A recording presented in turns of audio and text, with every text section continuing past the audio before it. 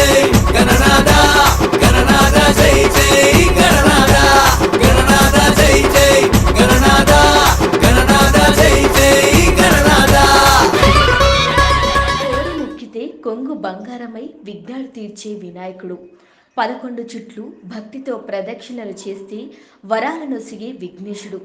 ఎటు కొలిచినా ఎలా లెక్క వేసినా 9 వచ్చేలా స్వయంభుగా వెలిసిన శ్రీ లక్ష్మీ గణపతి. ఇంతకీ ఎక్కడ అనుకుంటున్నారా? మీరు దర్శనం చేసుకొని తరించాలనుకుంటున్నారా? మరెందుకు ఆలస్యం, పదండి పారువెళ్ళ.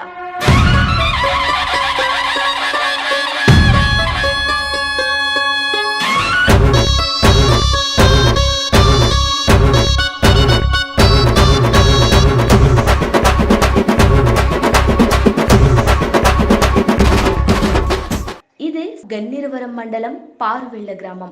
ఈ ఊరిని గతంలో పారుళ్లపురం అని కూడా అనేవారు.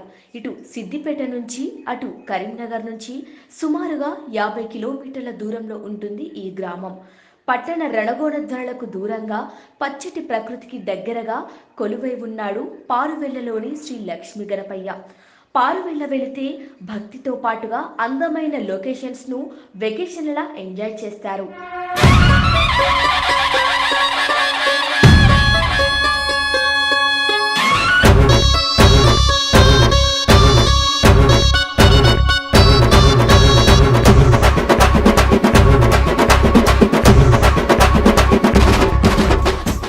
ఇదే స్వామివారి దివ్య మంగళ రూపం. నువ్వే దిక్కు స్వామి అంటూ 11 ప్రదక్షిణలు చేసి తప్పు చేస్తే క్షమించు తండ్రి అంటూ గుంజీలు తీస్తే వరాలివ్వడంలో బొజ్జయ్య తండ్రిని మించిన భోళాశంకరుడు.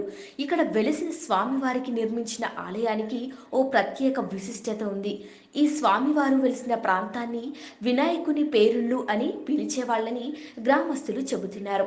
ఈ పేరులలో చెత్త చెదారం పేరుకుపోయి ఉండేదని, ఒకరోజు ఆ గ్రామ రైతు వ్యవసాయ పనుల్లో భాగంగా జాగ చదును చేస్తుండగా స్వామివారు కనిపించారు.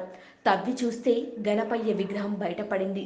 ఈ సమీపంలోనే శివాలయం ఉండేదని, దీంతో గ్రామస్తులు శాస్త్రం తెలిసిన పండితులను పిలిపించి విగ్రహాన్ని చూపించి సలహా కోరారు. కాకినాడ శ్రీ పీఠం పీఠాధిపతి పరిపూర్ణానంద స్వామివారిని పారువెళ్లకు రప్పించి స్వామివారి ప్రతిమని చూపించారు. ఈ ప్రాంతం పేరు వినాయకుని పెరళ్ళు అని పూర్వములు మా పెద్దలు పిలుచుకునేవాళ్ళు. ఇక్కడ వ్యవసాయం చేసుకుంటూ ఉంటే స్వామివారు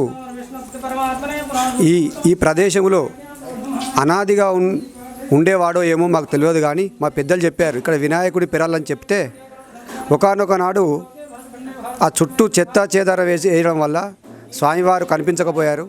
ఆ వ్యవసాయం చేసుకుంటున్న దశలో స్వామివారు బయట కనిపించడంతో మీ అందరం స్వామివారిని తీసుకొచ్చి అడిగితే, అయ్యా ఇది లక్ష్మీ గణపతి, రైటుకు అంటే కుడి చేయి దిక్కు తొండం ఉంది కనుక లక్ష్మీ గణపతి స్వామి, ఈయనను మీరు దీపం పెట్టండి, ఇక్కడ అన్నీ ఆ స్వామి చూసుకుంటారని చెప్తే మేము ఆ సమయం నుంచి దీపం పెట్టడం ప్రారంభించాం.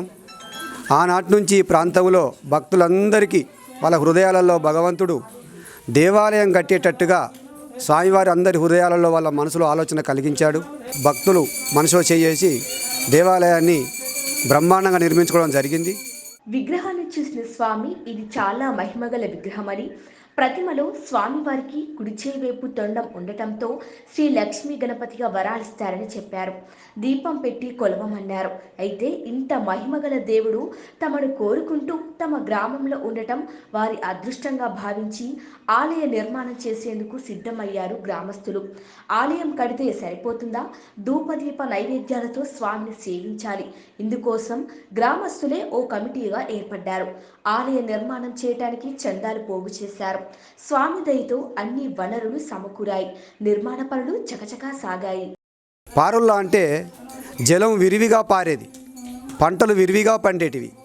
అందుకేనేమో పూర్వంలో పెద్దలు ఏ యుగంలో ఇక్కడ దేవాలయం నిర్మించారో, ఈ దేవుడు ఇక్కడ ఏ విధంగా ఉన్నాడో మాకు తెలియదు, కానీ ఈ పారుల్లా గ్రామం అనేటువంటి ఈ పారుల్లవై పారువెల్ల గ్రామంగా మారింది. ఈ గ్రామానికి దీని సమీపంలో కూడా శివాలయం ఉండేది అని చెప్పారు పెద్దలు కొంతమంది. అది కూడా మా పెద్దలు పలానా చోట ఉందని కూడా చెప్పారు.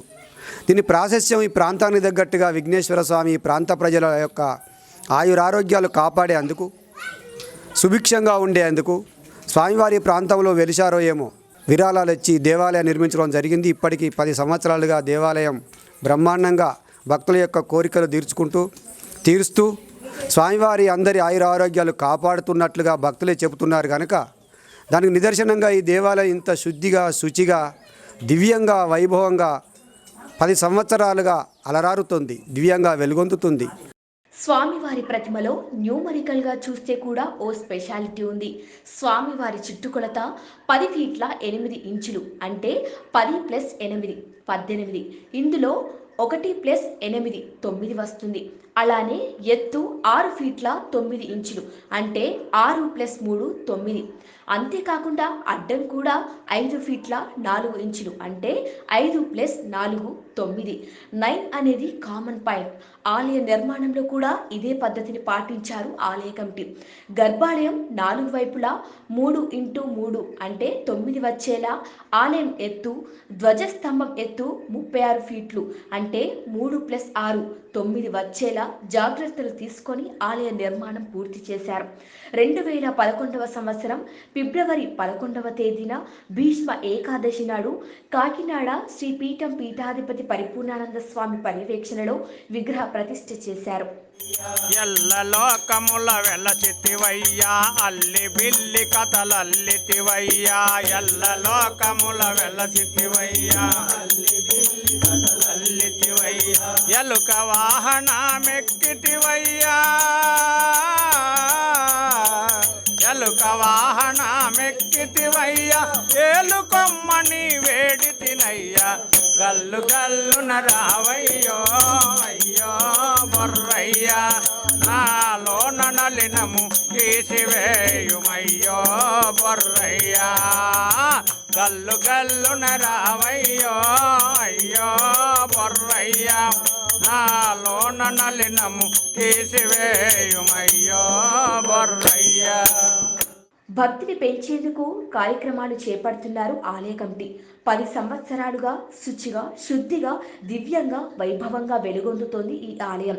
11 ప్రదక్షిణలు చేసి భక్తితో మొక్కిన భక్తులకు కొంగు బంగారంగా విలసిల్లుతోంది. విద్య, ఉద్యోగం, వివాహం, సంతానం, వ్యాపారం, వృద్ధి, ఇలా సత్సంకల్పంతో కూడిన కోరికలను తీరుస్తున్నాడు శ్రీ లక్ష్మీ గణపయ్య.